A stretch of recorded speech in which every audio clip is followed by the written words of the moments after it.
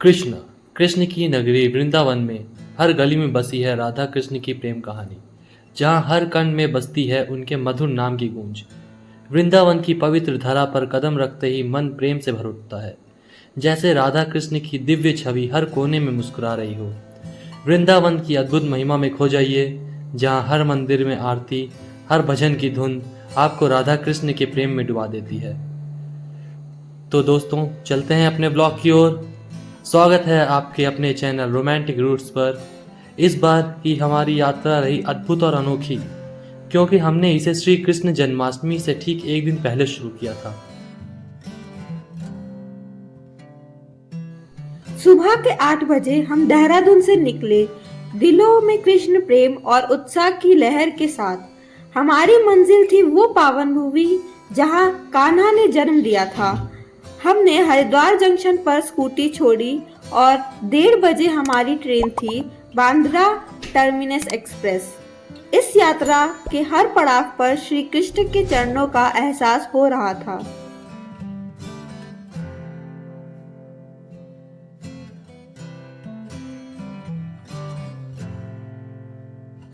रात के 9 बजे हम पहुंचे मथुरा जंक्शन। इस धरती पर कदम रखते ही मन में एक अजीब सा सुकून आ गया। हमने वहां से एक टैक्सी ली और सीधा वृंदावन पहुंचे, जहां हमने रात गुजारी।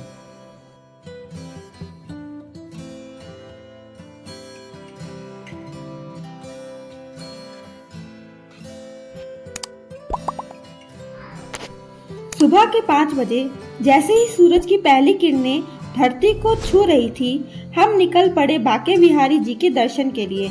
बांके बिहारी मंदिर का इतिहास बेहद रोचक है। माना जाता है कि यह मंदिर स्वामी हरिदास जी द्वारा स्थापित किया गया था, जिन्होंने निधिवन से श्री कृष्ण की अद्भुत मूर्ति प्राप्त की थी। यहाँ की आरती में ऐसी शक्ति है कि भक्त खुद को कान्हा के करीब महसूस करने लगते हैं। इस मंदिर की स्थापना सन 1864 में स्वामी जी के द्वारा की गई थी। बांके बिहारी नाम का भी अपना एक विशेष अर्थ है। बांके का अर्थ है टेढ़े और बिहारी का अर्थ है भ्रमण करने वाले।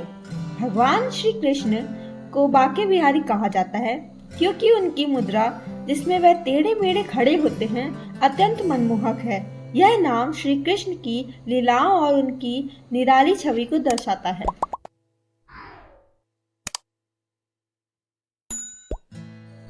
बांके बिहारी मंदिर के बाद हम पहुंचे राधा वल्लभ मंदिर, जो राधा और कृष्ण के अद्वितीय प्रेम को समर्पित है।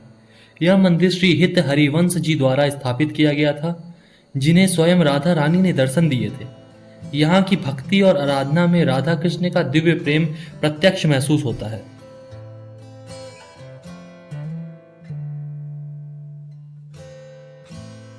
राधा वल्लभ मंदिर में जन्माष्टमी, राधा अष्टमी, होली और शरद पूर्णिमा जैसे प्रमुख त्योहार अत्यंत धूमधाम से मनाए जाते हैं। विशेष रूप से राधा अष्टमी के अवसर पर मंदिर में भव्य आयोजन होता है, जिसमें दूर दूर से भक्त आते हैं और राधा वल्लभ जी की महिमा का गुणगान करते हैं।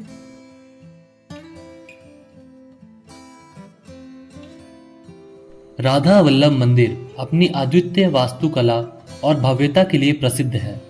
मंदिर की दीवारों पर की गई नक्काशी और सजावट भक्ति और कला का खूबसूरत उदाहरण है।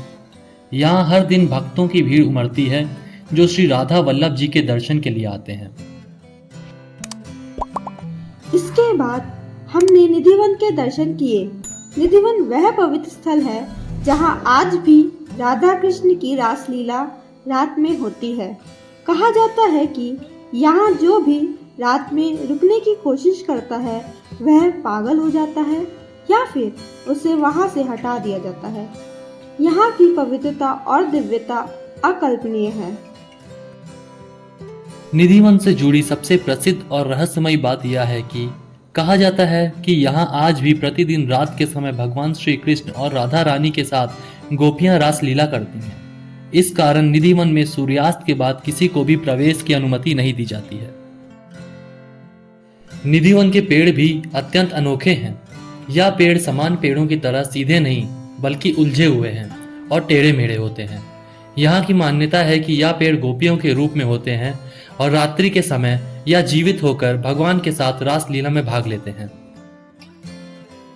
यहाँ तक कि निधिवन के पास स्थित राधा रानी की सेज को भी प्रतिदिन सजाया जाता है और यह मान्यता है कि रात्रि के समय भगवान श्री कृष्ण स्वयं आकर यहाँ विश्राम करते हैं। सुबह जब भक्तगण सेज का निरीक्षण करते हैं तो उन्हें ऐसा प्रतीत होता है कि यहाँ किसी ने रात्रि में विश्राम किया हो।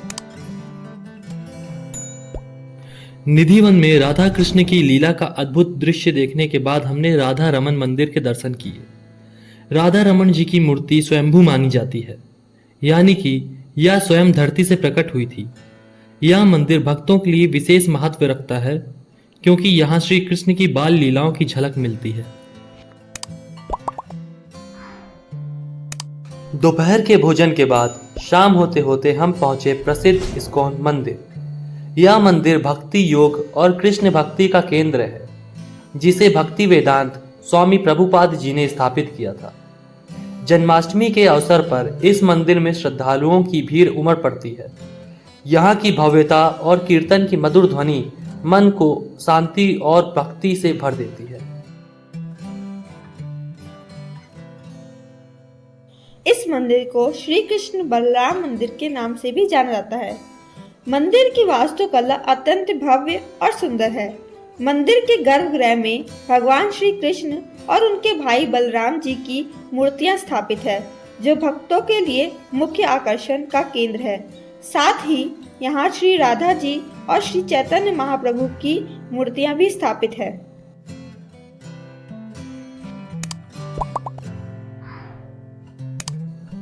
अंत में हमने प्रेम मंदिर के दर्शन किए। प्रेम मंदिर अपनी भव्यता और श्री कृष्ण राधा के अलौकिक प्रेम को प्रदर्शित करने वाले खूबसूरत झांकी के लिए प्रसिद्ध है। यहाँ का रात्रि शो, जिसमें मंदिर को रोशनी से सजाया जाता है, बेहद मनमोहक होता है। जन्माष्टमी की रात यहाँ की भीड़ और उत्साह बहुत ही अधिक था। प्रेम मंदिर का मुख्य आकर्षण इसके सुंदर चित्र और शिल्प कला है, जो भगवान श्री कृष्ण और राधा रानी की लीलाओं को जीवित करती है। मंदिर के बाहरी हिस्से में भगवान श्री कृष्ण और राधा रानी के विभिन्न लीलाओं का दर्शाने वाले दृश्य बनाए गए हैं, जैसे कि रास लीला, गोवर्धन लीला और श्री कृष्ण की बाल लीलाएं। इसके अलावा भगवान श्री राम और माता सीता के वनवास के दृश्य भी यहाँ प्रदर्शित किए गए हैं। मंदिर के भीतर भगवान श्री कृष्ण और राधा रानी की मूर्तियां अत्यंत भव्य और सुंदर है, जिनकी आरती और पूजा में प्रतिदिन हजारों भक्त शामिल होते हैं। मंदिर के चारों ओर खूबसूरत बगीचे और जलप्रपात भी हैं, जो इसकी शोभा और बढ़ाते हैं। इसके बाद हमने अपनी यात्रा को विराम दिया और वापसी की ओर बढ़े। हमने वृंदावन के होटल से चेकआउट किया और वापसी की ट्रेन पकड़ने के लिए मथुरा जंक्शन की ओर रवाना हो गए। यह यात्रा काफ़ी यादगार रही और इस पावन भूमि की यादें हमें जीवन भर संजो कर रखेंगी। अगर आपको हमारी यह यात्रा पसंद आई हो तो चैनल को सब्सक्राइब करें, वीडियो को लाइक करें और अपने दोस्तों के साथ शेयर करें। मिलते हैं अगली यात्रा में, तब तक के लिए जय श्री कृष्ण, राधे राधे।